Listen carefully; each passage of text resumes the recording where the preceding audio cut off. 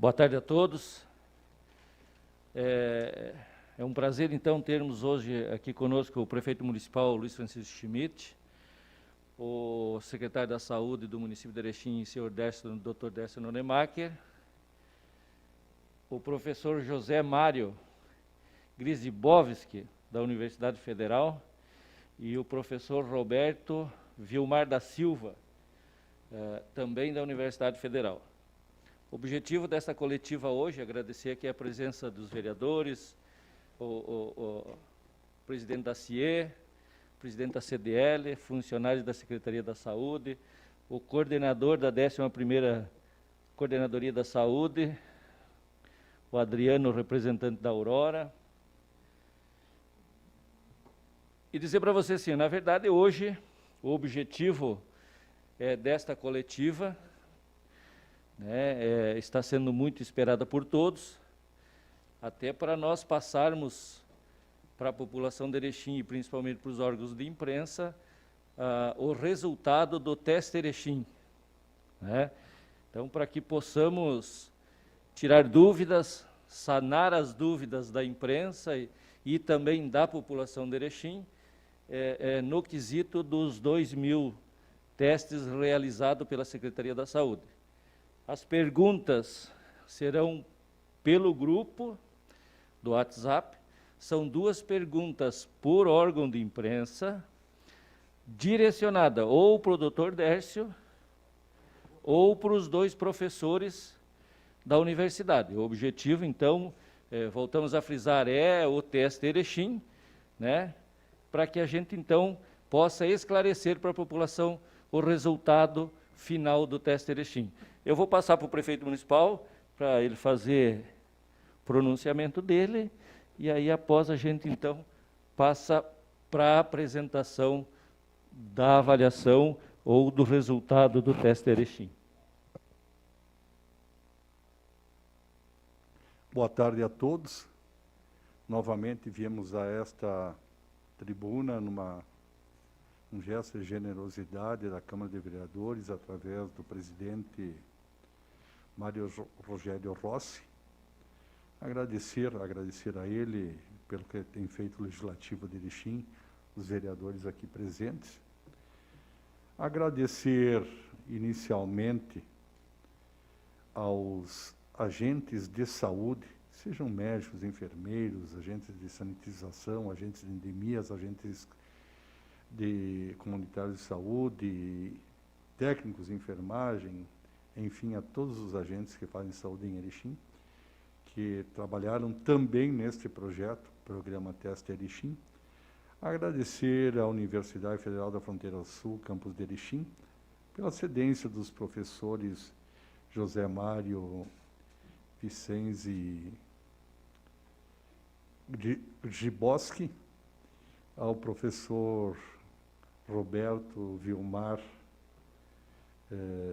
da Silva, a presença do Dr. Décio Nonemacher, nosso secretário de Saúde, e dizer que perguntaram tantas vezes para mim, por que 2.000 testes? Pela busca da verdade. Eu estou cansado e tenho me embatido muito. Isso também me tira as poucas horas de sono que consigo ter, mas eu não aguento mais o que se faz nesse país e em muitos lugares do mundo, com a politização de uma doença tão grave. Eu quero a verdade, esse estudo relata com 95% de possibilidade de ser sempre verdadeiro, ou seja, se repetido às vezes fosse realizado e o universo fosse o mesmo, o resultado se repetiria. E já encaminhei ao governador do Estado, à secretária Rita Bergman, ao Bruno do Gabinete de Crise e do Monitoramento do Isolamento Domiciliar, e também ao professor Agostinho Meirelles, que coordena a assessoria dos prefeitos municipais. Fui cobrado durante a semana e muitos agentes políticos Eu nunca incluo os outros,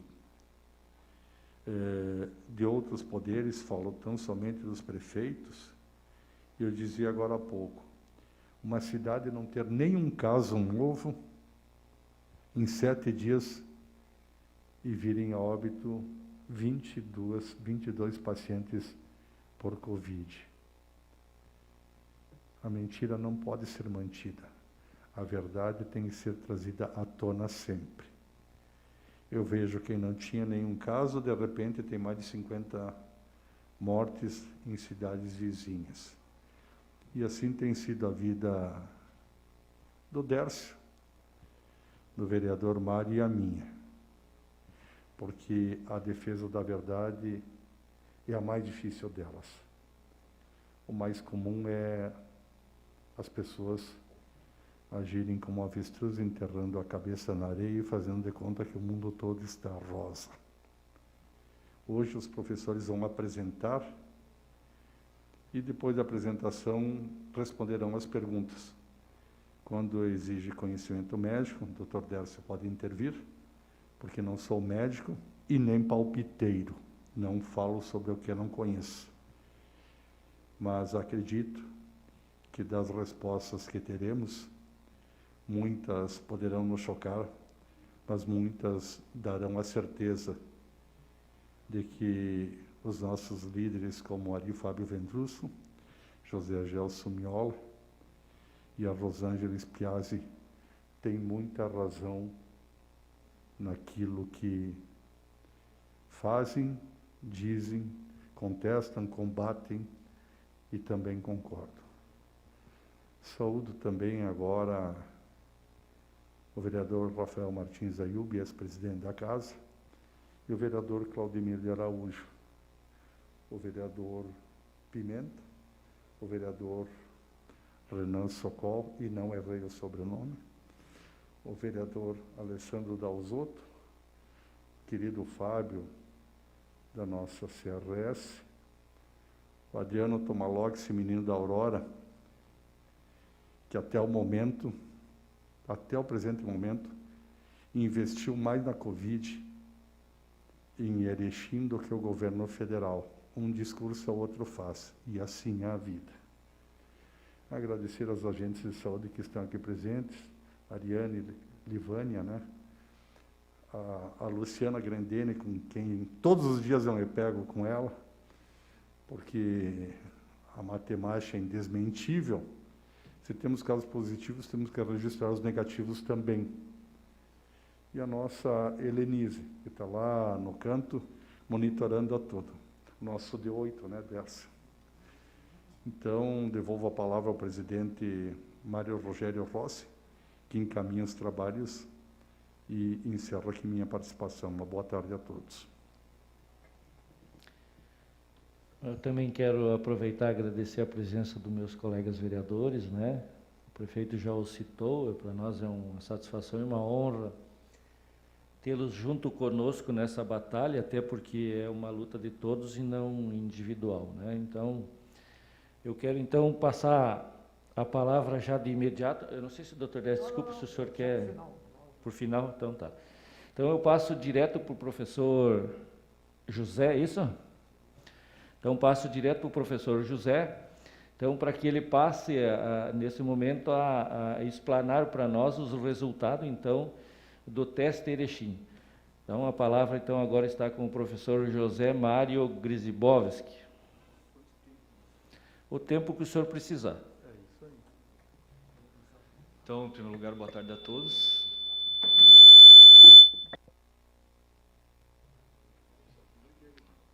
Ok?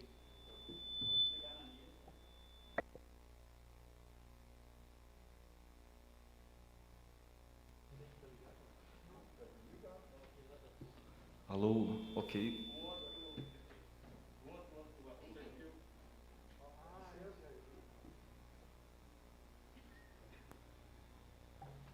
Agora sim.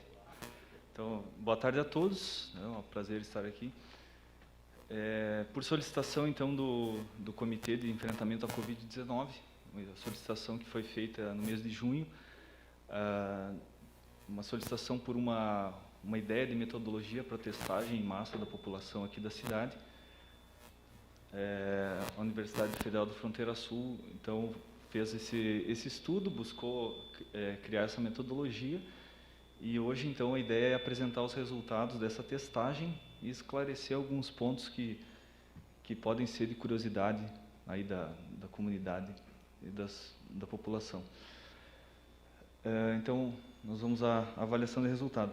Eu espero que a apresentação ela revele o motivo pelo qual nós tivemos... Ok.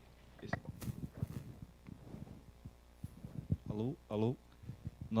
O motivo pelo qual nós tivemos uma certa demora na divulgação dos resultados, no fim não foi uma demora, foram 4 dias, mas a divulgação dos resultados, então, requer uma certa análise para que sejam divulgados de forma relevante e de forma compreensível. Essa é a ideia. Então, vamos passar primeiro para uma primeira fase em que nós vamos falar dos objetivos que levaram a essa pesquisa. Então, os objetivos, basicamente: verificação do estado de circulação viral do município, uma informação importante para as autoridades de saúde saberem lidar com a situação e conhecerem o momento da epidemia aqui na cidade. Aquisição de subsídios para planejamento de ações por agentes públicos e fundamentação para a tomada de decisões. Eu acho que é basicamente o que todo mundo procura e talvez não procurem da forma certa, né? A forma como se decidiu procurar aqui na cidade foi através de pesquisa, através de ciência, tentando obter números que sejam fidedignos e que retratem a real situação da circulação viral e do Covid aqui na cidade. A justificativa: conhecer o problema de forma mais detalhada, fundamentar tomadas de decisões.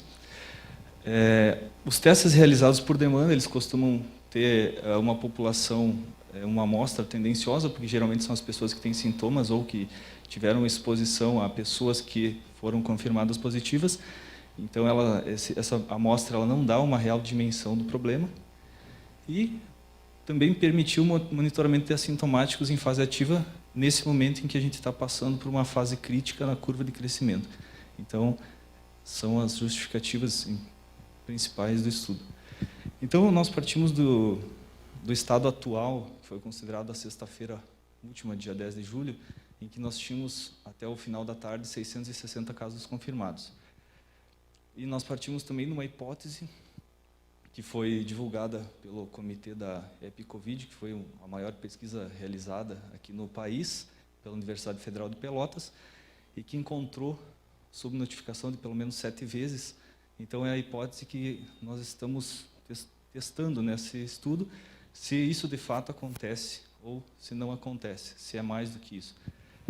Então, considerando essa hipótese, nós teríamos aqui, com os dados de sexta-feira, 7 vezes de subnotificação, nós teríamos a expectativa de 4.620 pessoas confirmadas na cidade, infectadas, né, que já tiveram ou que estão em fase ativa, que representa 4,4% da população. Foram aplicados 2.000 testes, né, nessa pesquisa. Então, a expectativa para esses 2.000 testes seriam que fossem encontrados 88 positivos, e, nesse caso, a pesquisa estaria gerando um resultado semelhante àquele feito por Pelotas. Então, as hipóteses de trabalho, a hipótese nula vai ser o resultado divulgado pela EpiCovid, então, de que a subnotificação existe por um fator 7, então, quer dizer, 7 pessoas infectadas para cada confirmado. E a hipótese alternativa, tendo em vista a situação que se imagina, é que a subnotificação é maior do que isso. Então, com essas hipóteses, nós teríamos o número esperado de positivos 88, com 2.000 testes, e para conseguir rejeitar essa hipótese com 99% de confiança, nós teríamos que encontrar ao menos 116 positivos dentre essa amostra que foi coletada no último final de semana. As perguntas que levaram a esse estudo: o índice de subnotificação da EpiCovid-19 reflete a situação do município? Então, essa pesquisa da Universidade Federal de Pelotas reflete a situação do município, sim ou não? Qual é o estágio atual do município na curva epidemiológica. Onde é que nós estamos? Subindo, descendo, enfim. Quando deverá ser o pico? Ou será que o pico já passou? E os dados da testagem por demanda refletem a real situação? Quer dizer, os dados que nós encontramos na testagem por demanda, eles vão ficar parecidos quantitativamente com os dados dessa pesquisa, que nós consideramos uma situação mais fidedigna à realidade? Bom, então, a partir dessas perguntas, desses objetivos, foi desenvolvida uma metodologia de testagem que envolveu outros professores da universidade, a professora Paula Lindo, do curso de Geografia, o professor Everton Kozenieski, do professor de Geografia da universidade também. E essa proposta de testagem consistiu, então, na aplicação de 2.000 testes, do tipo IgG e IgM, que detectam anticorpos. As datas de realização foram definidas como 10, 11 e 12 de julho, portanto, o último final de semana, e a forma de amostragem, de escolha dessa amostra foi aleatória, com distribuição geográfica pelas microáreas da cidade. Então, com ponderação pelo número de habitantes de cada microárea. Então, o número de testes aplicado foi proporcional ao número de habitantes. Então, nosso espaço amostral, 0 e 1, é um conjunto que tem pessoas que foram testadas e que vão resultar em 100 anticorpos, 0, ou com anticorpos, 1. Então, dentro da proposta de testagem, a cidade foi dividida em 134 microáreas, 23 centrais, 111 referentes a unidades básicas de saúde. O número de testes proporcional ao número de habitantes de cada microárea, através de sorteio de domicílios e a aplicação de um teste por domicílio. Então, ainda sobre a distribuição espacial. Esses domicílios que pertencem às microáreas cobertas pelas UBSs, eles têm, então, a Secretaria de Saúde possui o cadastro dos usuários, os responsáveis com endereços, e foi feito um sorteio dentre esses endereços em número equivalente à proporção de habitantes de cada região de cobertura. E na região central, como não existe, para parte da região central não existe essa cobertura de UBS, foi feito um sorteio através de pontos aleatórios, pontos geográficos, e foi feita a geocodificação reversa para obter, a partir desse sorteio de pontos aleatórios, endereços válidos, onde foram realizadas as coletas. Isso resultou em 1.240 domicílios nas microáreas cobertas pelas UBSs e 760 domicílios na região central. Então, essas figuras da esquerda mostram o mapa, que foi desenvolvido pelos professores do curso de Geografia da universidade. A figura acima, então, e a figura abaixo, ela mostra os pontos sorteados na região central, nessas regiões que não têm cobertura de uma UBS em específico. As tabelas à direita mostram as populações, né, respectivas a cada um dos estratos, então, nas microáreas, e a população central, e a distribuição de testes por UBS, que, então, corresponde a uma fração proporcional à quantidade de habitantes da região de cobertura.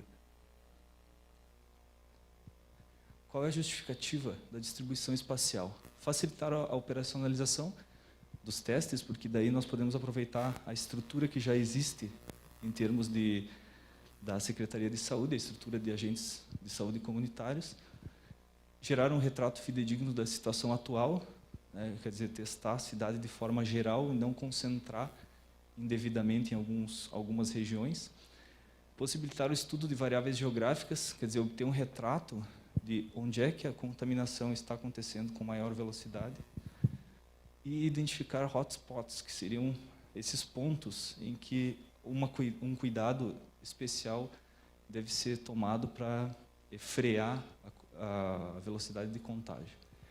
Então, um ponto que me parece muito importante de deixar bem claro, porque causou muita confusão desde o início da aplicação dos testes. Então, os resultados desse tipo de teste aplicados em uma população, sejam testes rápidos ou não, mas aqui a gente fala de testes rápidos porque foram usados nessa pesquisa, eles são aplicados em uma amostra da população e são válidos para estudar a população e não o indivíduo. Então, o interesse da pesquisa é a população como um todo, é o geral, e não o individual. Os resultados do tipo falso positivo ou falso negativo podem ocorrer e já estão dimensionados nos manuais de especificações dos testes, ou seja, a gente conhece as quantidades prováveis de falsos positivos e falsos negativos que devam acontecer. E, por isso, o resultado não é prejudicado pela existência desses falsos, porque eles podem ser compensados e descontados do resultado final. Embora, para o estudo do indivíduo, de diagnóstico do indivíduo, esse tipo de pesquisa é limitado. Mas como o objetivo da pesquisa é estudar a população e não o indivíduo, então a gente considera que está tudo bem, até porque como não existem testes com 100% de acurácia, ou se faz com um teste bom, que foi o caso, um teste com... depois eu vou mostrar os números desse teste, aqui os números do teste. Então, ou se faz com um teste que tem uma sensibilidade e especificidade boas, ou, na verdade, não tem alternativa a isso, ou não se faz. Ou não se faz, não se conhece, não se sabe. Então, o teste é rápido. O teste é rápido, que tem origem chinesa, fabricante chinês, como é verdade também para vários dos testes rápidos que são aplicados em laboratórios particulares, farmácias, enfim. Para esse teste em particular, um documento da Anvisa, o laudo da Anvisa, atesta 92,8% de sensibilidade e 90% de especificidade. Então, a gente vai dar uma olhada no significado desses dois indicadores, né? Então, são dois indicadores comuns para avaliação de classificadores, de forma geral, e os testes de Covid são classificadores, classificam as pessoas em, nesse caso, portadoras ou não de anticorpos. Então, nós temos a definição de sensibilidade, que é os verdadeiros positivos, true positives, dividido pela quantidade de verdadeiros positivos mais a quantidade de falsos negativos. E o segundo indicador é a especificidade, que é a quantidade de falsos negativos dividido pela quantidade de falsos negativos mais falsos positivos. Então, são essas duas as métricas que foram utilizadas para avaliar esse teste, né, pela Anvisa, e são essas métricas que vão ser usadas para avaliar os resultados mais tarde. Um pouco mais, de uma forma talvez um pouco mais intuitiva, mais fácil de compreender. A sensibilidade é a proporção de positivos relevantes, ou seja, os verdadeiros, capturados dentre todos os positivos. Um classificador com alta sensibilidade produz negativos confiáveis, porque ele tem poucos falsos positivos. Em contrapartida, a especificidade é a proporção de negativos relevantes capturados dentre todos os negativos. Então, eles são duas métricas complementares, de forma que nós precisamos das duas para conseguir avaliar se o teste é bom ou não. Ainda sobre o desempenho do teste, mais uma forma de colocar a mesma informação. A sensibilidade desse teste, de 92,8%, significa que é esperado um falso negativo a cada 13 verdadeiros positivos.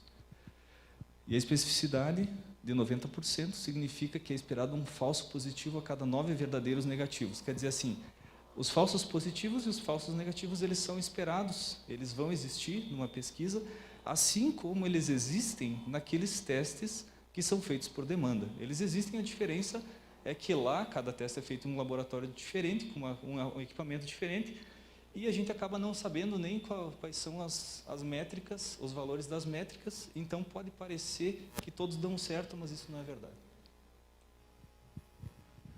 Então, os resultados esperados a partir da pesquisa são o dimensionamento da subnotificação no município, uma estimativa do número de indivíduos imunizados, que é importante para conhecer, dentro do estudo das curvas epidemiológicas, o quanto nós estamos distante de uma condição de imunização que permita que a epidemia seja...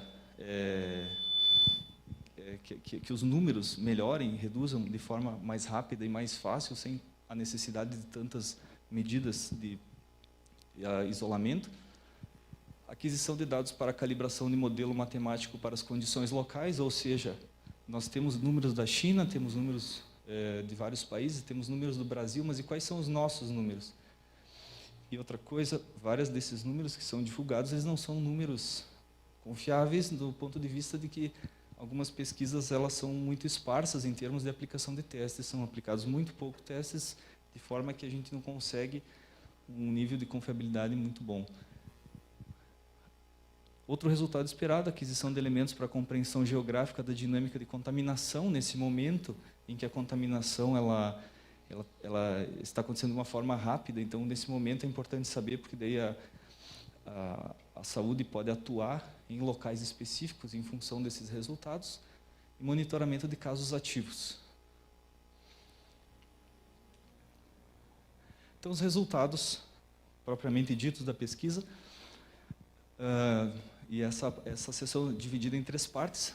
Os dados dos testes, em primeiro lugar, dessa testagem que foi desenvolvida no último final de semana. Em segundo lugar, uma reflexão sobre os dados e sobre o desempenho esperado dos testes. E num terceiro momento, a calibração do modelo matemático para tentar estabelecer algo mais concreto sobre a situação da curva epidemiológica aqui no município. Então, os dados dos testes, por força de normativas, são aqueles que vão para as estatísticas, sejam eles corretos ou não.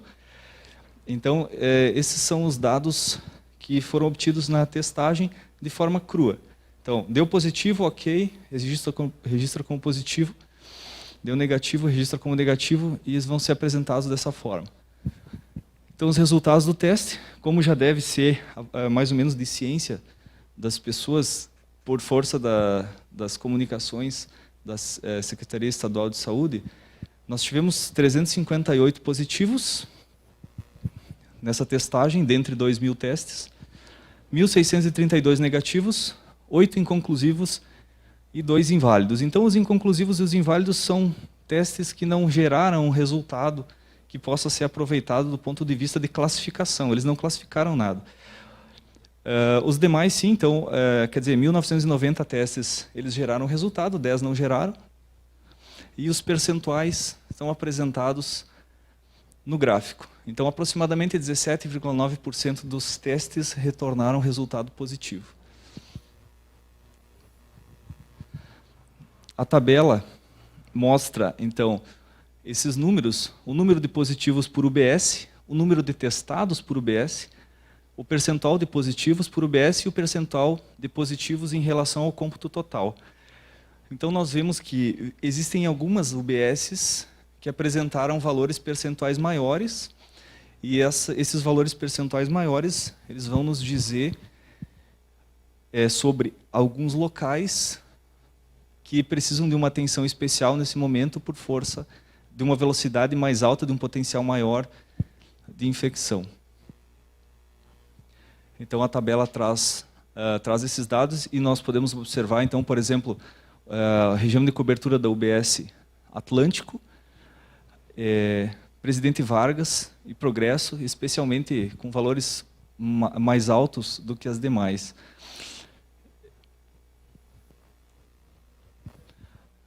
Colocando isso em termos gráficos, nós temos aí, então, uma ideia de qual é a participação de cada UBS na totalidade dos 100% de casos positivos que aconteceram nessa testagem. Então, nesse gráfico estão incluídos aqueles 358 positivos que foram encontrados.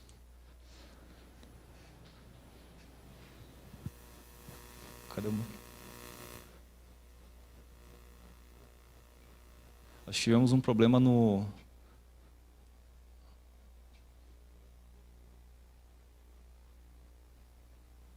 Tivemos um problema no mapa. Opa.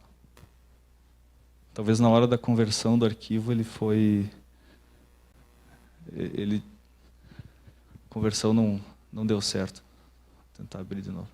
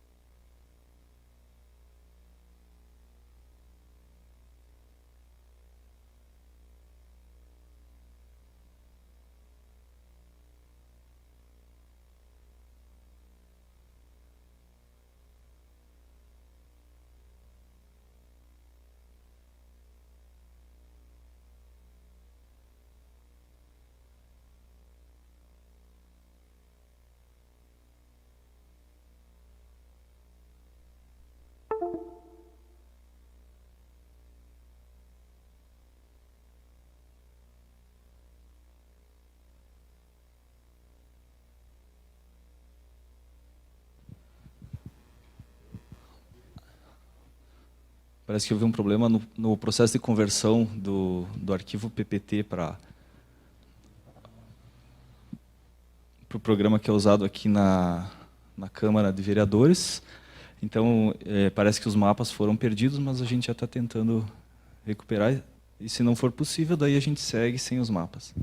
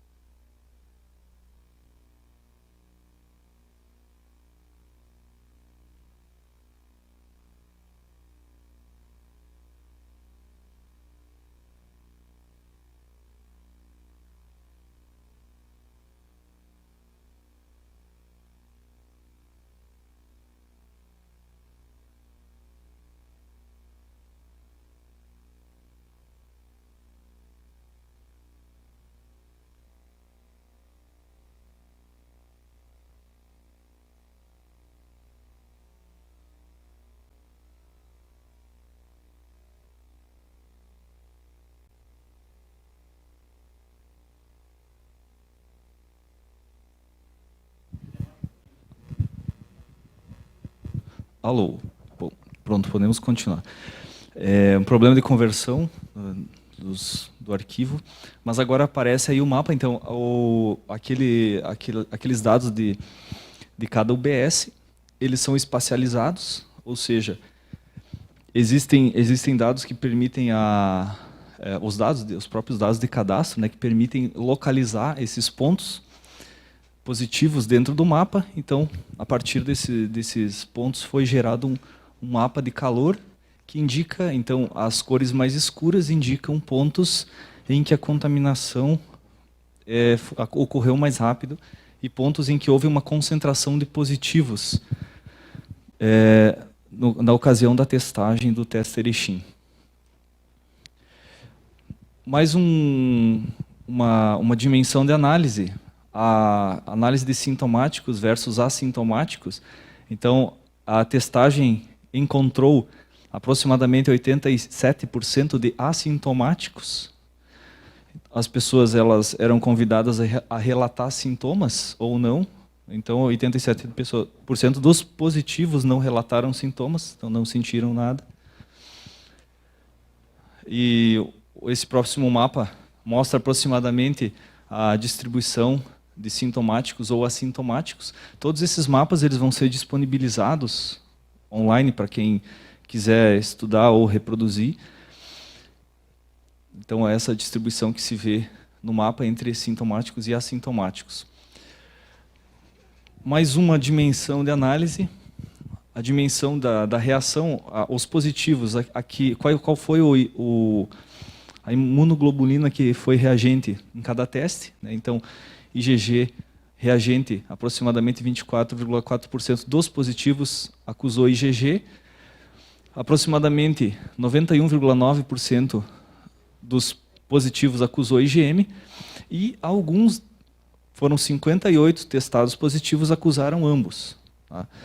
Então é por isso que o somatório do IgG mais IgM não precisa necessariamente fechar 100%, porque o portador pode ter ambos ao mesmo tempo. Então, o mapeamento quanto ao IgG reagente, distribuído pela cidade de uma forma que não chama atenção, e do IgM reagente. O IgM é considerado fase ativa, então esse é o que tem que ser digamos assim, deve balizar as ações de saúde. Com esses dados, com essas informações, já estão sendo traçadas estratégias para lidar com essa situação que se apresenta. Agora, a estratificação por gênero, aproximadamente 62,2% dos casos positivos foram em pessoas do sexo feminino. Nós temos também um mapa com essa distribuição, onde estão os positivos masculinos, onde estão os positivos femininos, né?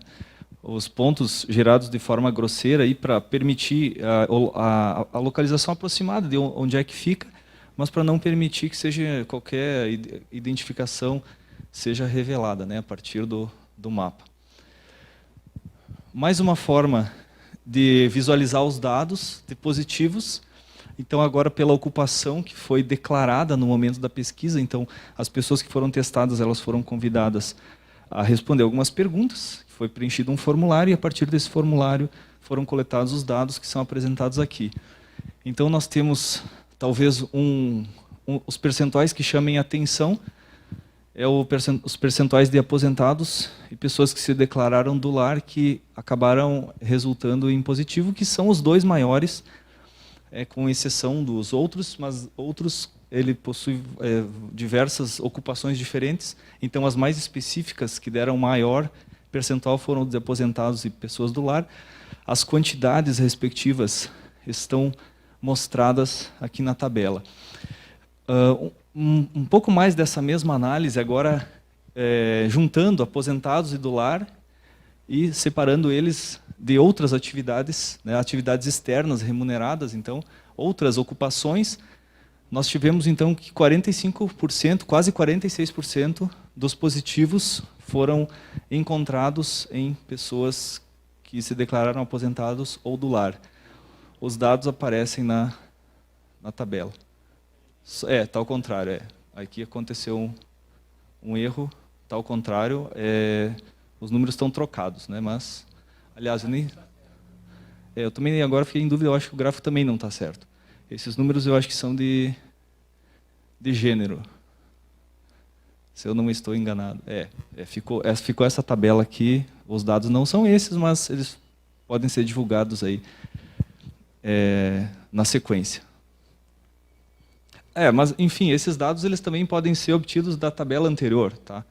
Quem tiver curiosidade pode ir para a tabela anterior, essa tabela aqui, é só fazer o somatório e já chega nos valores corretos. Agora, positivos por ocupação, mais uma leitura, mais um recorte.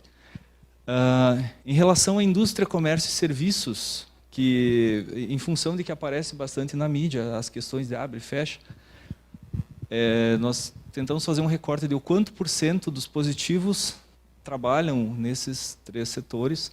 Nós chegamos, então, a percentual de aproximadamente 22%, 78% os demais. Então, é outro dado que pode ser retirado dessa pesquisa. E indo um pouco mais fundo nessa mesma direção, nós separando indústria, comércio e serviços, nós chegamos a percentuais de 48% para serviços, 32% indústria, 19% comércio aproximadamente. Então, a gente vê que o comércio apresentou uma baixa taxa de positivos, né? Positivos por faixa etária. Então, agora mais uma leitura, mais um recorte, uma estratificação por faixa etária da população de positivos que foi identificada no teste. E aqui aquela informação das pessoas aposentadas, ela aparece de novo, né? Porque nós temos aí uns percentuais elevados nas faixas etárias a partir de 60 anos. Então, nós temos uma ideia um pouco melhor de como é que está se concentrando estão se concentrando os casos positivos quanto à idade. Ok. Então, seção 1 foram os dados que foram obtidos no teste de forma cru. Os números estavam disponíveis domingo, né, só que essa análise leva um pouco mais de tempo, porque ela precisa ser feita com cuidado. E um pouco mais de tempo nós precisamos para fazer o estudo dos dados junto com o do desempenho esperado dos testes. Que quer dizer o seguinte: foi aplicado aqui na cidade, foram aplicados 2.000 testes que tinham lá na sua especificação um determinado índice de desempenho. Esse índice de desempenho não foi confirmado pela Anvisa, a Anvisa revisou, e esse dado revisado é o 92% e o 90% que eu mostrei antes, é o que foi utilizado para fazer esse estudo de desempenho. E se fosse utilizado outro teste com outra especificação, o resultado seria outro, mesmo que fosse escolhida a mesma população. Então, por isso que é importante que, além do estudo de positivos e negativos em si, a gente faça o estudo de o que significa essa quantidade de positivos para esse teste que tem essa especificidade e essa sensibilidade. Então, é isso que foi feito nessa seção 2. Então, voltando lá para a questão de desempenho do teste. Então, a sensibilidade, essa é uma lâmina repetida, mas eu acho que cabe repetir nesse momento que sensibilidade de 92,8% significa que é esperado um falso negativo a cada 13 verdadeiros positivos. Especificidade de 90% significa que é esperado um falso positivo a cada 9 verdadeiros negativos. Então, isso se conhece. Como é que se conhece?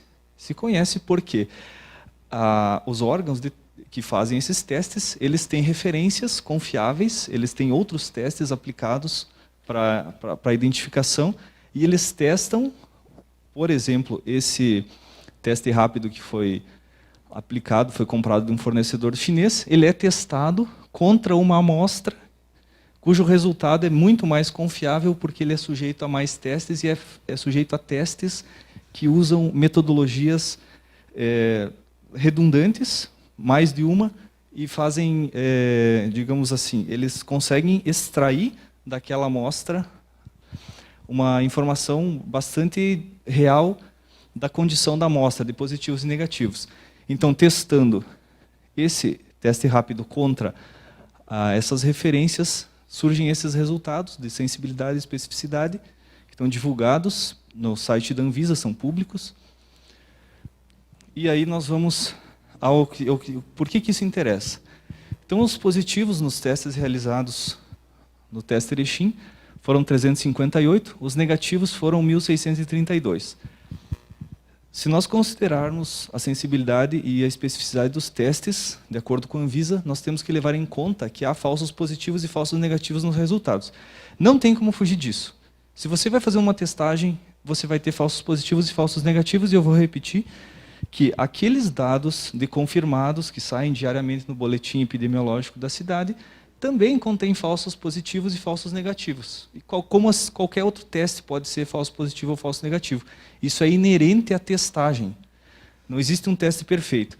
O que a gente pode fazer de melhor, então, para ter números o mais próximo possível dos verdadeiros? Nós podemos pegar essas especificações e compensar nos dados que foram encontrados para tentar entender que números, estimar números que sejam os mais próximos possíveis daqueles que são reais.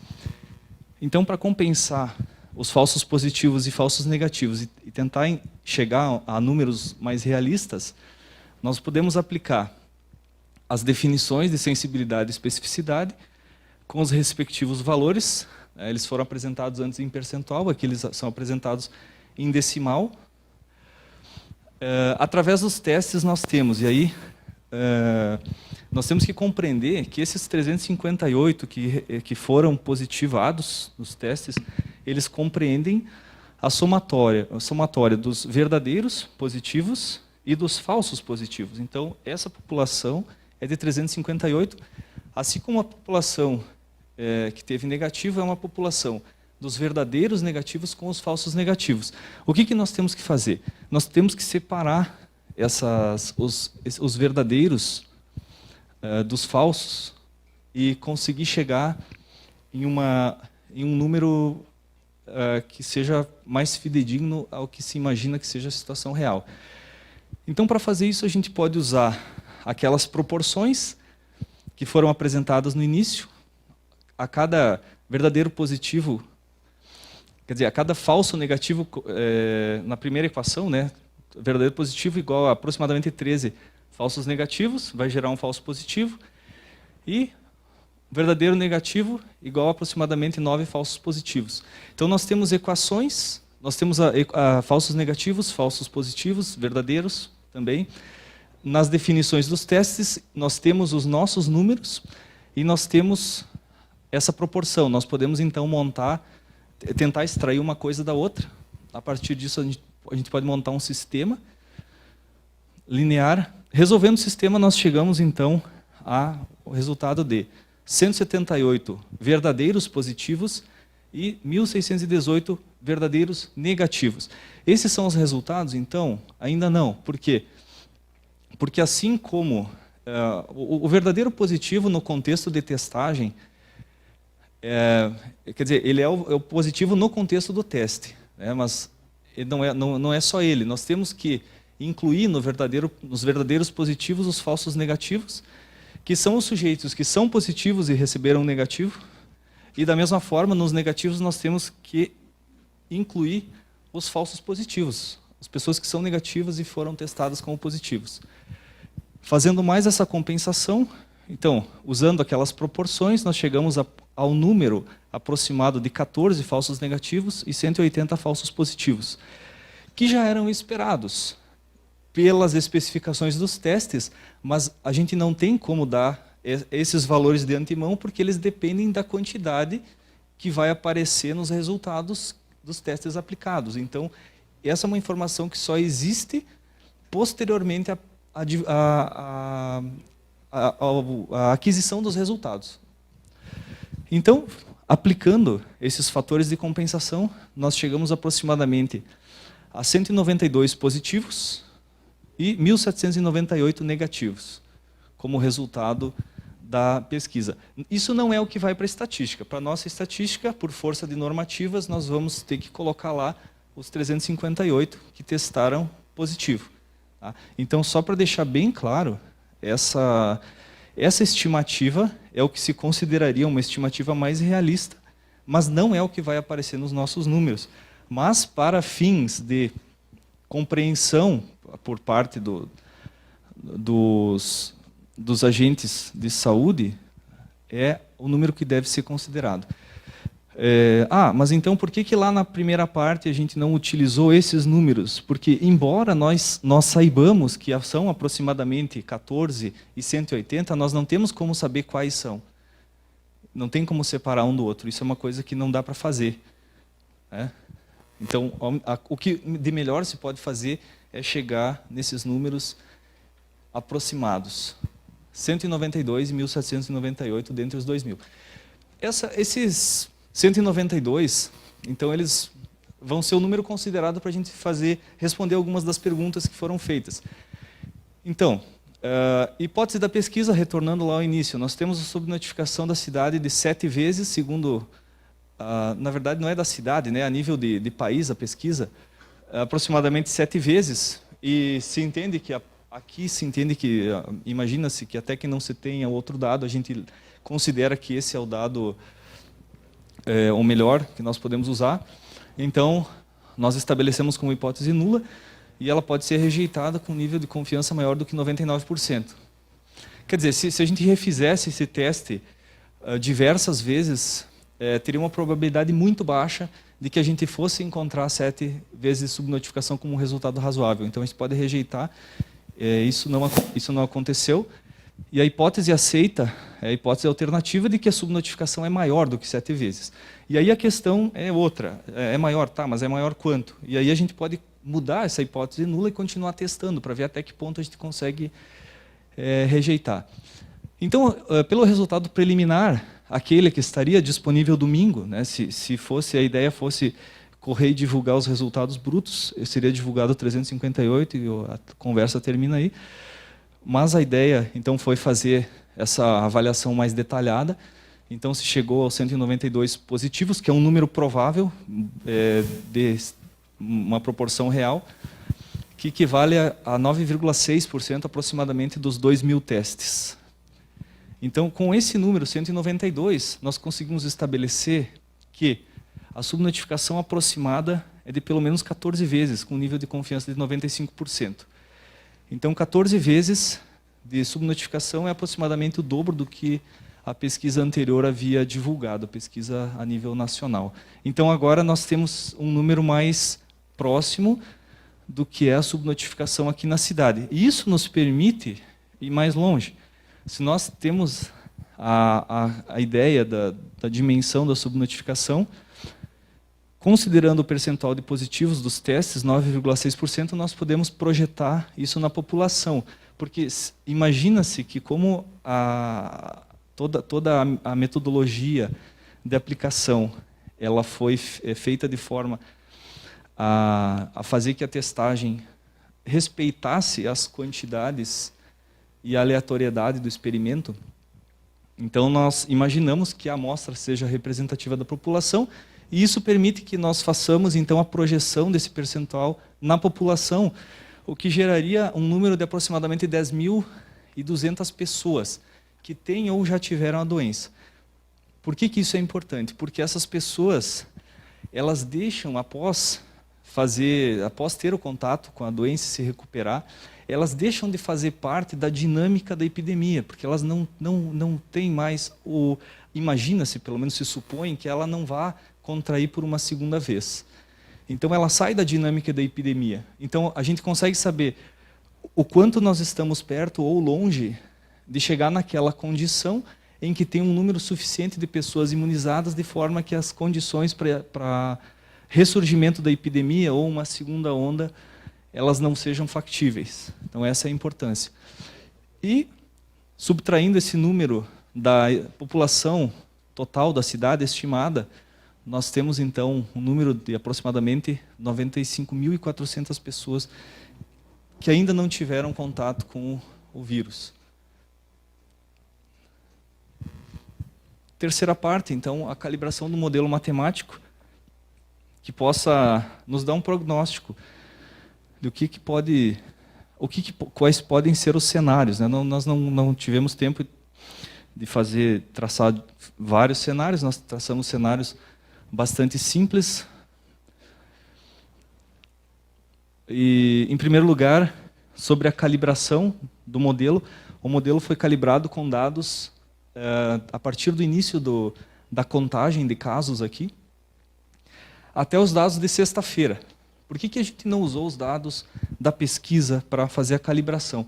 Porque os dados da pesquisa, eles introduziram um elemento estranho na dinâmica de crescimento da curva. Porque, de repente, a gente chegou e aplicou 2.000 testes, e é claro que se você testa, isso é verdade aqui e em qualquer outro lugar, se você testa, você vai encontrar casos positivos. Se você não testa, você não vai. E as cidades que não têm casos, uma das possibilidades é que não estejam testando o suficiente, ou não estejam testando da forma correta, ou não estejam testando com recursos que sejam adequados. Então, essa curva mostra a calibração do modelo epidemiológico aos dados da cidade. A curva de dados de confirmados é a curva de pontos. A curva do modelo é a curva de linha tracejada. Então, nós vemos que elas são aderentes, o modelo consegue capturar a dinâmica do crescimento da curva, e a partir desses números de confirmados, cuja escala é mostrada no eixo da esquerda, o eixo azul, nós podemos trabalhar com as outras variáveis de estado do modelo. E nós podemos obter dados que nós não teríamos de outras formas. Um dos dados é o dado da população provável de infectados. Então, nós temos essa curva vermelha, que tem um pico lá no início de junho, que mostra a quantidade provável de infectados. Eu não sei se dá para ver, essas duas curvas, elas têm um sombreado em torno delas. A ideia do sombreado é mostrar um intervalo de incerteza, quer dizer, eu não estou dizendo que o valor é aquele, eu estou dizendo que o valor médio é aquele e esse valor está dentro de um intervalo de incerteza que deveria estar aparecendo no sombreado, mas parece que o processo de conversão para PDF ou é a apresentação aqui que eu estou vendo na tela, ela não mostra, mas nos gráficos que serão disponibilizados online vai aparecer o intervalo de incerteza. Então, qualquer número dentro desse intervalo é um número factível dentro dos parâmetros que foram utilizados. E o que significa esse gráfico? Significa que nós tivemos, considerando os dados reais, não sei se reais, mas os dados confirmados, oficiais, digamos assim, nós tivemos um pico da epidemia no início de junho, e a partir de então, um decrescimento até o final de junho, e agora um ensaio aí de um novo crescimento a partir do início de julho. Como os dados vão até dia 10, é o que está colocado aí, então é o que nós podemos avaliar desse gráfico. O gráfico seguinte também deveria ter um sombreado, que eu acho que não está aparecendo na curva azul. A vermelha agora aparece para mim, não sei se dá para ver, quem está vendo em outros meios, mas as duas curvas deveriam ter um sombreado com um buffer de incerteza. A curva vermelha é a mesma do gráfico anterior, mas agora ela aparece acompanhada de outra, que é a curva que mostra o número de reprodução básico do modelo. O que é o número de reprodução básico? É um número de pessoas que cada infectado infecta em média. Então, por exemplo, se em uma determinada população existe uma dinâmica epidemiológica em que cada pessoa que contrai ela vem a transmitir para outras duas pessoas, então nós dizemos que esse número é 2. A condição para que a epidemia não se sustente é que esse número seja menor do que 1. Ou seja, se cada um que é portador acabar transmitindo para menos de uma pessoa, em média, nós temos uma situação em que a epidemia não tem como se sustentar, né?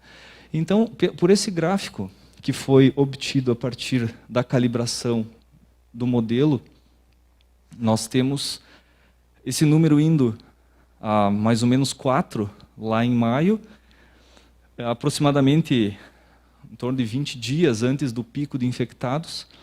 Então, a pessoa é exposta, mais tarde ela é infectada, após infectada ela faz um exame, o resultado eventualmente pode demorar alguns dias e depois ela entra para a estatística.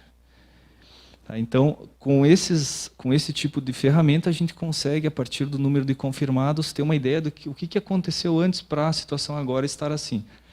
Então, nós vemos lá em maio a curva azul chegando a 4, depois ela decresce bastante, do início de junho até a meados de junho, ela decresce, ela chega a ficar abaixo de 1 por aproximadamente 15 dias. Isso causa um decrescimento bem acentuado na curva de infectados, né, que refletiu que a nossa curva aqui na cidade ela começou forte, depois ela reduziu a velocidade de espalhamento do vírus, e nós então tivemos esse decrescimento, menos pessoas começaram a ser testadas positivas, e depois, no início de julho, nós tivemos esse número crescendo de novo, então fica até de alerta, começou a crescer de novo, e isso gerou uma segunda onda. Então, talvez esse é até o motivo de, após a implantação do sistema de bandeiras, a gente ter tido algum problema aqui na cidade por causa dessa segunda onda, que ainda continua ativa. Quer dizer, ela ainda não começou a entrar em fase decrescente, mas isso ainda não se confirmou. E aqui nós temos um prognóstico que tem que ser feito com bastante ressalva. O modelo matemático ele é bom para fazer prognósticos, ele pode nos fornecer informações interessantes, mas ele é forrado de suposições e forrado de hipóteses. Nesse caso, nós estamos fazendo a hipótese de que o número básico de reprodução aqui no município fique abaixo de 1, que pode ou não acontecer na prática. No gráfico, é isso que foi simulado. Agora, ele pode não acontecer na prática, as pessoas podem resolver que que vão talvez afrouxar o isolamento social, o distanciamento, e aí isso pode dar um resultado completamente diferente do que é mostrado aqui. Então, é importante mostrar esse gráfico e, ao mesmo tempo, esclarecer que é uma situação factível dentro de um universo de parâmetros que o modelo considera, e um deles, e o mais importante, é o parâmetro de reprodução, que tem que ficar abaixo de 1. Então, se aquele número, que pode ser avaliado continuamente, da curva azul, se ele ficar abaixo de 1, nós temos um prognóstico bastante positivo para as próximas semanas e talvez meses, né? Sempre ressaltando que para isso é necessário que se mantenha o isolamento. Qualquer coisa diferente disso invalidaria totalmente esse gráfico que está mostrado aqui. Então, tanto os recuperados quanto os infectados estão mostrados aqui, uma perspectiva tendo por base, tem uma observação aqui no asterisco, tendo por base os dados oficiais até 10/7 e que, portanto, não incluem nada que diz respeito à subnotificação. Tá? Mas a subnotificação nessa curva ela vai aumentar o número de infectados, o número de recuperados, mas ela não vai mudar substancialmente o formato da curva, porque nós estamos falando aí de assintomáticos. E os assintomáticos, independente de nós conhecermos ou não a subnotificação, eles existem lá desde o começo.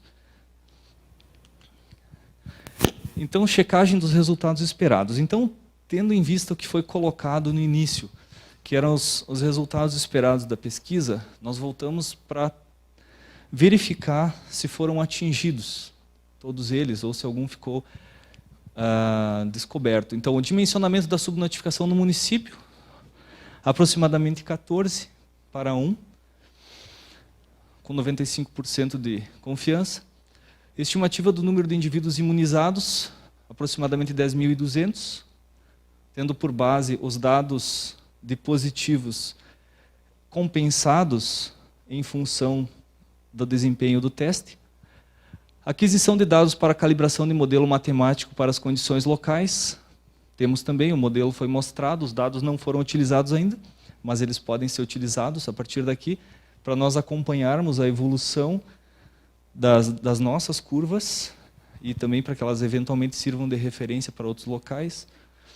Aquisição de elementos para a compreensão geográfica da dinâmica de contaminação. Foram mostrados os mapas, ficou claro que existe uma população que, nesse momento, está apresentando, geograficamente, está apresentando níveis maiores, densidades maiores de infecção. Então, existem elementos que podem ser utilizados para atuar no sentido de frear essa contaminação.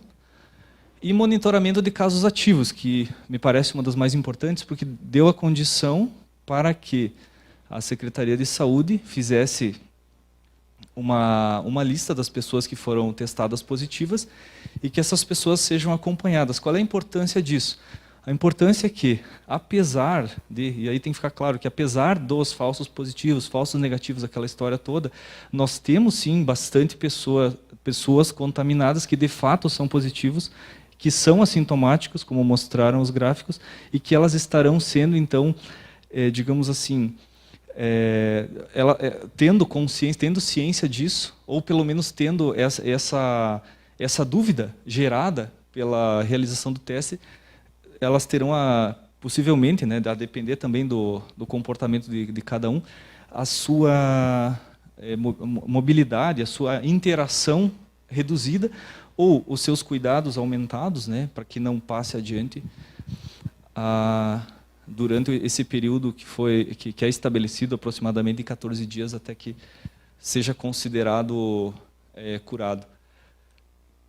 Algumas referências, caso alguém queira mais detalhes sobre os parâmetros que foram utilizados e a pesquisa que foi utilizada como base.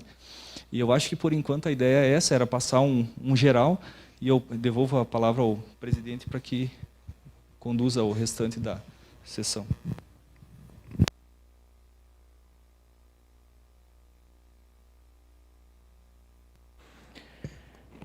Bom, então, para darmos sequência, eu convido, então, o Dr. Décio Nunemacher para se postar aqui na frente na mesa. E iniciaremos algumas perguntas que já recebemos, então. E aí fica a critério, Dr. Décio, o senhor decide com os professores aqui quem responde qual pergunta, até porque elas estão em aberto sem direcionar para quem é a pergunta. O nosso colega Roger, então, fará as perguntas, ele vai ler as perguntas, e aí vocês decidem, então, quem responde a pergunta específica. Oi, ok. Bom, primeiro, só para informar, essas perguntas vieram, então, da imprensa aqui de Erechim, que estão no grupo de divulgação do comitê, tá? Essas perguntas estão na ordem que elas chegaram também, e pode ser que alguma coisa já foi respondida pelo professor, mas eu vou fazer novamente qualquer coisa para esclarecer, deixar de forma mais clara para o pessoal de casa. Eu vou começar com duas perguntas que têm o mesmo assunto, tá? A primeira é do Rodrigo Finardi, do jornal Bom Dia. Ele pergunta o seguinte: por que exames que deram positivo na saúde pública obtiveram outros resultados na saúde privada? Mesmo assunto da pergunta do Júlio Mocelin, do A1 Online. Muitos dos que testaram positivo no programa desenvolvido pela Secretaria de Saúde no fim de semana repetiram exames em 2 locais credenciados e reconhecidos na rede particular e resultaram negativos. A Secretaria de Saúde tem conhecimento desses casos e o que foi informado para a Secretaria Estadual de Saúde sobre isso?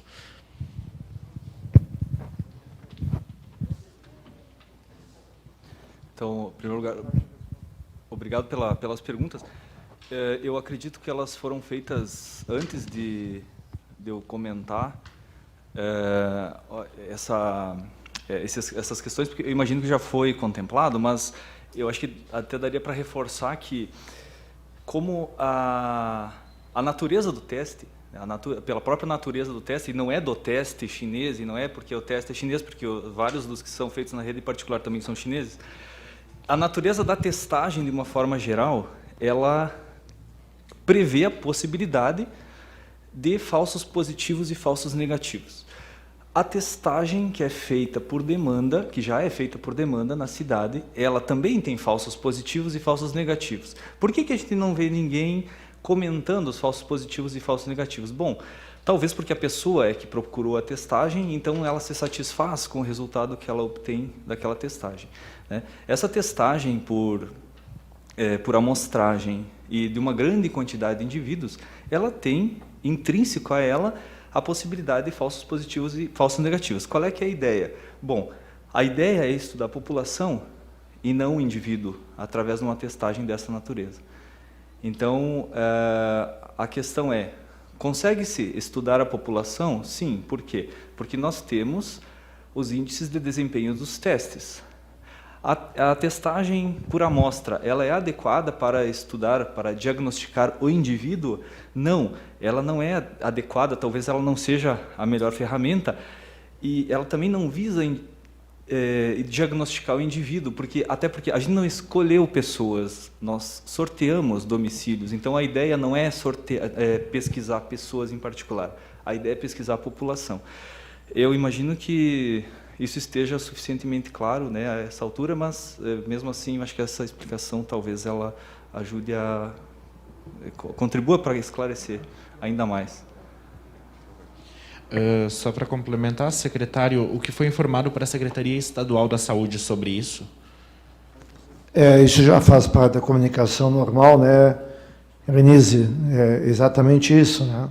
Quer dizer, é feito todas as convocações no seu devido lugar. Mas, de qualquer maneira, eu queria dizer que esse teste, para nós, Erechim, ele deu robustas demonstrações de que realmente o contato comunitário, né, ele existe e a tendência é ele subir. E é o que se quer, é o que se busca. Só que, na verdade, é o seguinte, nós sabemos, os testes estão demonstrando aí, que a sensibilidade e a especificidade, ela não é 100%. E como eu respondi esses dias, os testes são considerados acima de 80%, são testes bons, dá para fazer um bom levantamento populacional. Então, eu acho assim, eu acho que todo isso será comunicado, e, inclusive, eu duvido o Estado do Rio Grande do Sul, que testou já 8% da sua população. É o nosso caso, nós temos mais de 8 mil pessoas testadas, né? Claro que isso aumenta muito as pessoas que têm um teste positivo, mas também nós temos um grande número de pessoas que tiveram teste negativo. E é importante que se diga, porque para nós termos um equilíbrio da doença e começar a curva descendente, nós precisamos, pelo menos, atingir 30% da população. E talvez nós sejamos perto disso. Haja visto que a primeira pesquisa feita pela Universidade de Pelotas dizia que a cada um teria 7. Nós já temos aqui, foi provado através do brilhante trabalho da Universidade Federal da Fronteira Sul aqui, que já são 14%. De repente, nós vamos chegar nos 20, 22 e 30, e aí eu acredito que a curva começa a ser descendente. Essa é a minha opinião. Ok, questionamento do vereador Rafael Ayub. Ele diz, parabenizar a parceria o FFS e Prefeitura na testagem, agradecer ao professor da universidade a apresentação, e ele pergunta, por que foram 10 inconclusivos e 2 inválidos? Houve treinamento das equipes que aplicaram o teste? Quando? Pois a estatística é válida se os dados forem adquiridos de maneira correta. Muitos relatos de problemas na interpretação dos testes por parte de quem aplicou os mesmos. Quem definiu os inconclusivos ou inválidos? Podem haver resultados com interpretação equivocada? Como mostrou-se alguns bairros com maior incidência, será realizada a testagem nos funcionários das UBSs? Quer responder? Bom, deixa eu só responder a parte da testagem. As testagens dos funcionários da prefeitura e de qualquer empresa, elas seguem um protocolo. Não é chegar assim, eu acho que eu tive contato com um amigo meu e vamos testar toda a família e toda a indústria. Não é assim que funciona. Nós tivemos, por exemplo, o exemplo de ontem, que numa secretaria do município de Erechim nos procurou querendo fazer teste para 32 funcionários. A gente, pelo protocolo, a decisão foi testar 6 pessoas. Porque senão começa o grande problema é que todo mundo quer teste. O teste não é vacina. Teste dá um levantamento momentâneo daquele tempo. Por isso que foi feito o teste esse aqui, o teste Erechim, foi feito em 3 dias, para nós termos uma amostragem nesta época. Se nós começarmos a fazer teste em todo mundo, além de nós despendermos que não devíamos despender, ele não acrescenta absolutamente nada na estratégia de tratamento. Agora, o professor Zé Mário talvez queria colocar a segunda parte da pergunta. Sobre a questão dos inconclusivos, né? É isso. É mais ou menos assim, se você jogar uma moeda para cima, a gente espera que ela caia com cara ou coroa e eventualmente ela caia em pé. É difícil de acontecer. Com moedas. Com testes é mais fácil, porque o teste depende de uma reação química que acontece num equipamento de dimensão pequena. Então, assim, existe uma linha de controle, né, não é minha especialidade, mas eu olhei um pouco, eu estudei um pouco para entender como é que era. Tem uma linha de controle e, eventualmente, aquela linha de controle ela não vai ser ativada. Quer dizer, o teste está dizendo para você que ele não está apto a responder o que você está perguntando, se é sim ou não. Então, o teste inconclusivo, ok. Aí existe um protocolo da saúde que diz que se o teste for inconclusivo, parece que ele é considerado... Ele é desprezado. É desprezado. Então, aí aconteceram 10, e sobre a pergunta, o quanto isso é importante no cômputo geral, foram 10. Desculpa, eu sei que é difícil escrever, mas a dúvida, Décio e Zé, desculpa chamar assim, Zé, pela quantidade de tempo, na verdade a dúvida é, o teste ele é formado por 3 lugares. Um que é o teste que diz se ele está válido ou não. É o C, o controle. Uhum. E eu entendo que se o C não brilhou ou não acendeu, ele é considerado inclusivo. Eu não entendi a diferença do inclusivo e o inválido, tá? Mas ele é inconclusivo porque não chegou à conclusão nenhuma, mas ele é desprezado. Mas o inválido, porque 8 não conclusivos e 2 inválidos. Essa é a terminologia. É a terminologia que está colocado. Rani? E depois, eu só vou terminar ele. E depois, secretário, é que ao longo das testagens no final de semana, a gente teve conhecimento de algumas dificuldades de quem aplicou o teste. Por isso essa dificuldade. O que eu quis colocar é sensacional esse estudo. Estatisticamente é sensacional. Parabenizar o prefeito, parabenizar a Secretaria, a Universidade Federal, acho que é importantíssimo. Mas a dúvida é na questão do treinamento dos nossos funcionários, porque os resultados podem ser ótimos do meu ponto de vista, porque quanto mais contaminados, mesmo assintomáticos, eu acho que pode passar mais rápido disso. Mas quando a gente aplica e o aplicador não tem a certeza se é positivo ou não, porque daqui a pouco pintou o risquinho metade, não pintou todo, é nesse ponto que a gente pensa da confiabilidade. Desculpe. Realmente, Rafael, nós tivemos culpa em cartório disso.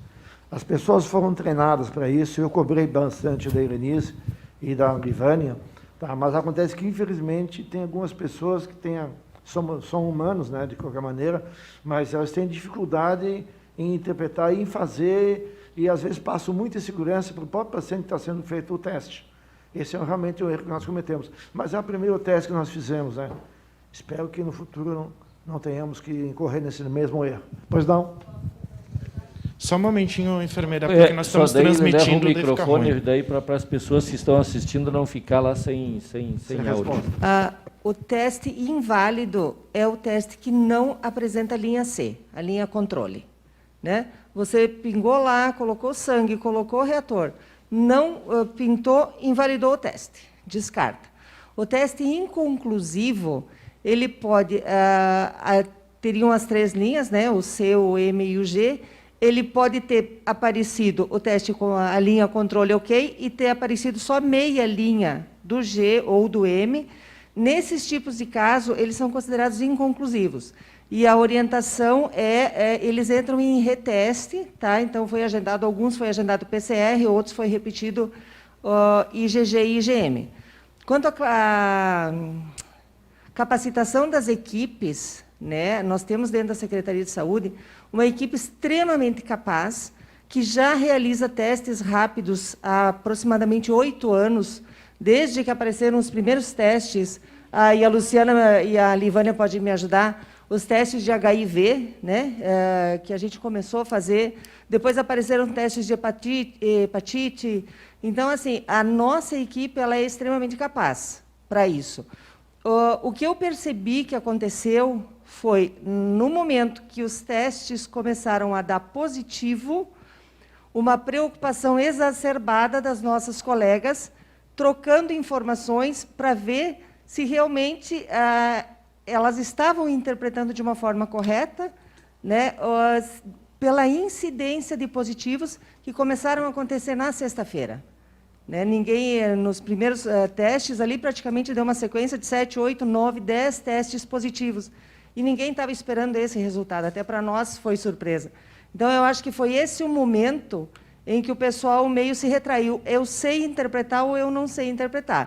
Mas foi a questão de segurança pela sequência de testes positivos. Depois entrou dentro da rotina, né, e isso tranquilizou a equipe. Mas foi só aquele primeiro momento. E volto a repetir, eu acho que todas as pessoas que participaram da testagem são extremamente capazes e capacitadas para fazer esse trabalho. Tá, ok. Mas não houve nenhum específico, então, para essa ação. Específico para a ação, não. Mas elas estão realizando testagem. Deixa assim, a gente, só porque assim, então eu até sugiro que a Helenise e a Luciana venham para frente, até porque senão as pessoas que estão assistindo lá ficam no vácuo, ficam no vazio e acabam não... Tá, ok. Né, então... Só para completar, as meninas já estão realizando testagem para a Covid desde os primeiros testes que o Estado nos forneceu. Então, aproximadamente desde o início de maio. Todas UBSs. Tá bom, obrigado. Continua.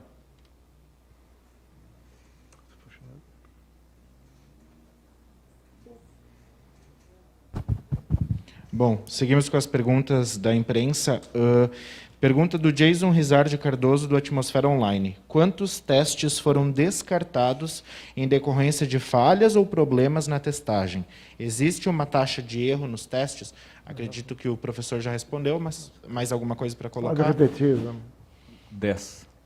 10 testes, ok. Pergunta da jornalista Isabel Seaber, do jornal Bom Dia. Com base nas informações obtidas no levantamento, qual será o planejamento estratégico nos bairros e qual é a avaliação no que diz a respeito ao índice de pessoas assintomáticas e sintomáticas no município? Bom, a Secretaria Municipal de Saúde, em cima desses novos dados, se reunirá com a equipe médica, infectologistas, etc., e clínicos gerais, para decidir qual é a nossa tática em relação à segunda parte desse programa. O grande problema que existe é que não tem nenhum medicamento aprovado, né, que é realmente de uma eficiência comprovada. Mas aí nós estamos estudando a possibilidade de fazer a aplicação em sintomáticos e assintomáticos.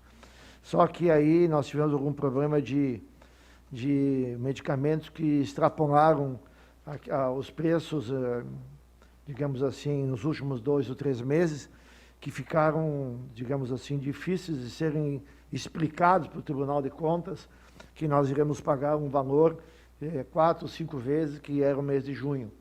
Em função disso, nós vamos ter que estudar uma outra maneira de fazer o tratamento para os não sintomáticos.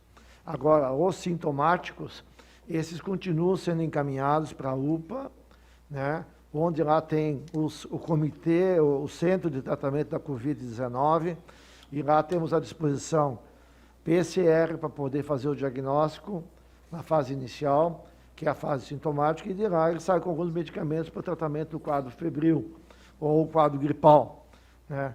E estamos estudando juntamente com o prefeito municipal e com a administração e etc., para nós conseguirmos comprar alguns medicamentos. Mesmo sendo, digamos assim, discutíveis o tratamento, só que eu, como secretário da Saúde, eu fico muito chateado porque eu não tenho nada para oferecer para o assintomático. E eu disse que eu, pessoalmente, sou favorável ao uso da ivermectina. Porque a ivermectina, só para fazer um retrospecto rápido, a ivermectina é usada em países muito pobres. Por exemplo, nós temos a experiência da Etiópia, que tem 110 milhões de habitantes, e tiveram 6 mortes até uma semana atrás por coronavírus. E tem mais de 3.800 pacientes deles lá que estão em observação. Então, vem cá, o que tem na Etiópia diferente e toda a África como um todo diferente? Nada. A única coisa é que eles têm muitas doenças parasitárias, digamos, piolho, sarna, essas coisas todas, e eles usam muito a ivermectina, né? Então, agora, por exemplo, tem muitos trabalhos, não tem trabalhos que mostram a eficácia dela, e também não tem trabalhos que mostram que não é eficaz.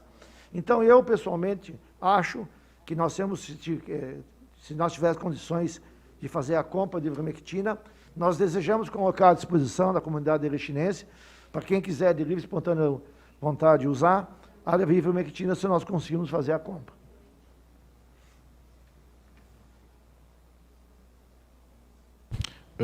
Tem mais uma pergunta que vai na mesma linha, secretário, caso o senhor queira concluir, é da jornalista Cristiane Roden, do Atmosfera Online. Ela pergunta: após a realização do projeto Testa Erechim, qual a avaliação da administração municipal quanto à situação de Erechim em relação à pandemia? Bom, a conclusão que se tira desse excelente trabalho, aliás, eu quero fazer um parênteses e dizer o seguinte: é um projeto inédito, ninguém fez no Rio Grande do Sul. O nosso município... Nem no mundo. O prefeito está me corrigindo, ele conhece mais do que eu essa parte. Bom, então, veja bem, nós fizemos um estudo estratificado, né, por faixa etária, por poder aquisitivo, por bairros. Quer dizer, a gente não escolheu ninguém, fez aleatoriamente, está mostrando aí que nós temos 14 vezes mais do que presente do que nós esperávamos, 7 vezes, quer dizer, são 14 vezes. Eu disse isso aí. Quando nós chegarmos a 30% da população que tiver positivada, sem ter sintomas importantes, nós estaremos na curva descendente. E nós estamos esperando, né, Pedrusco, e que isso seja o mais rápido possível, né? Ninguém pode dizer, porque na verdade é uma doença nova e a gente não sabe nem como é que vai ser o ciclo recidivo. Nós sabemos que a nossa época do ano que nós estamos aqui é a época que faz a maior a difusão da doença, né? Então, nós estamos num momento crítico. Tivemos a semana passada pior que essa. Eu acho que essa nós estamos até relativamente bem. Mas vamos aguardar a evolução. Mais uma pergunta que já foi respondida, na verdade, mas só para colocar, o jornalista Exídio Lazarotto, da Rádio Cultura e Jornal Boa Vista, ele pergunta se os profissionais que fizeram os testes receberam treinamentos antes de ir a campo. Já foi respondido por vocês. Vamos à próxima. Jornalista Ana Jasca Martins, da Rádio Virtual. O que exatamente detectaram os testes utilizados na ação? O vírus ou anticorpos? E, nesse sentido, foi possível identificar se as pessoas que testaram positivo na ação estavam com o vírus ativo ou não? Bom, essa é uma outra dúvida que se tem. O que se sabe é que na fase inicial da patologia, quando é um resfriado, começa com aqueles sinais e sintomas de difícil detecção, tem febre, muda o paladar, perde o olfato, tem dor de cabeça, tem febre e dor de garganta, e um mal-estar, dores osteomusculares. Esta fase, não adianta fazer teste rápido, essa fase é o PCR.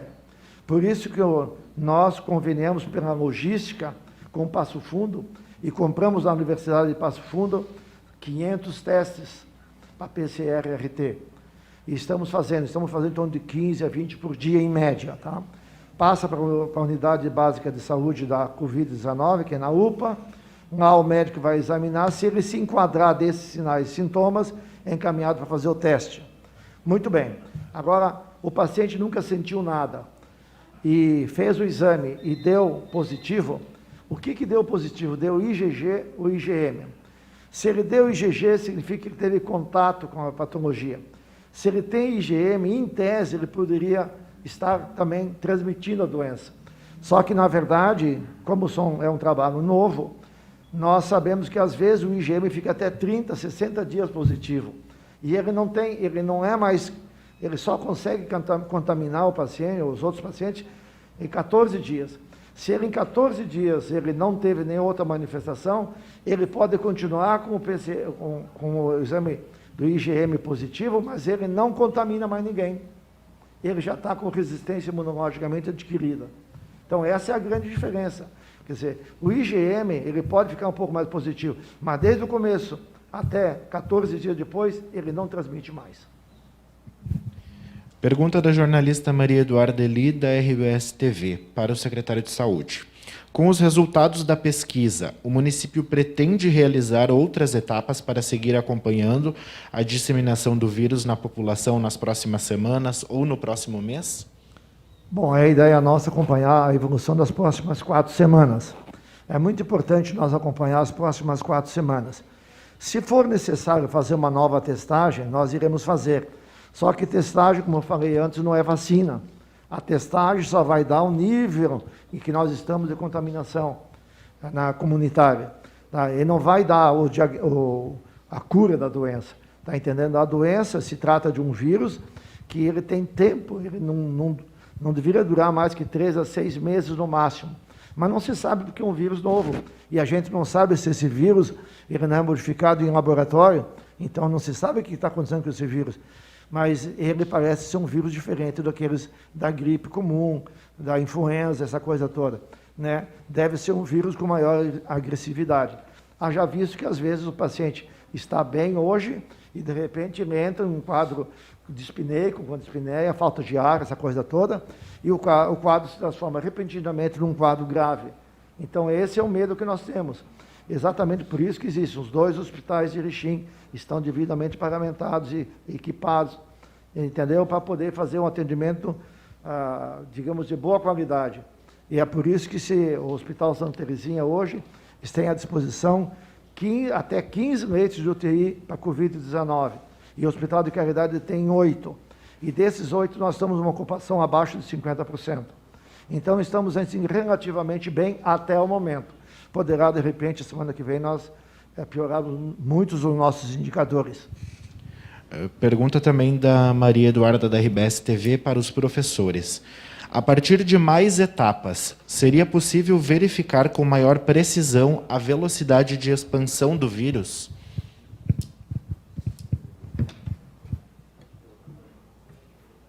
Boa tarde, obrigado pela pergunta. Sim, com certeza, porque a testagem, elas são fotografias, né? Então, Quando você faz sucessivas fotografias de um objeto, você consegue traçar uma variação, uma evolução, né, daquilo que você está olhando.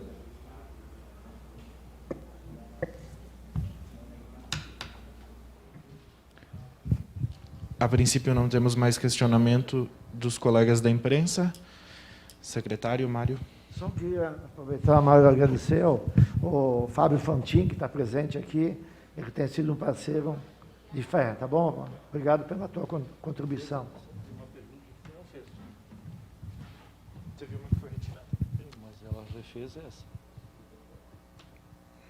Vamos lá, então.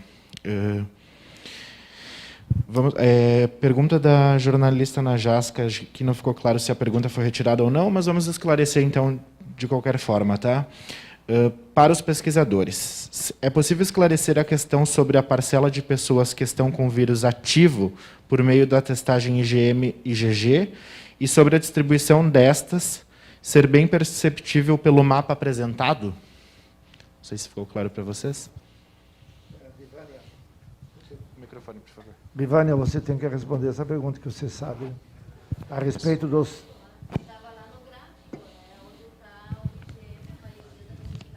Liviane, eu pedi que tu viesse aqui, até porque senão as pessoas que estão lá... Não, faça favor, se ela puder vir aqui, até para que as pessoas identifiquem quem está respondendo.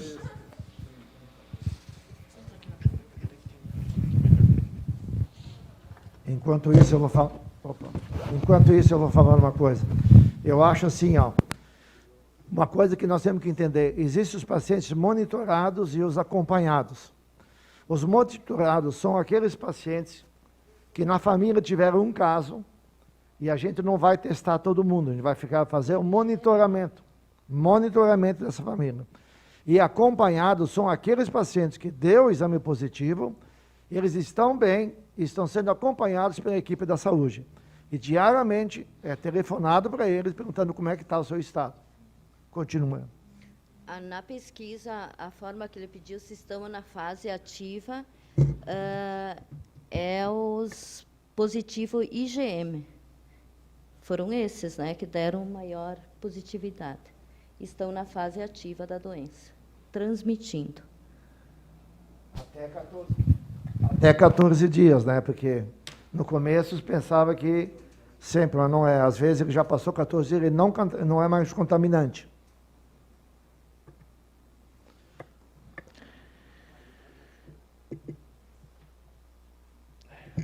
Bom, então, em não havendo mais nenhuma pergunta, a gente quer então agradecer aos professores da Universidade Federal, né, pelo trabalho realizado. Eu acho que ele ficou de uma forma bem clara e explicativa a todos, né? Eu vou receber este material para todos da imprensa, eu vou receber e vou repassar então para todos.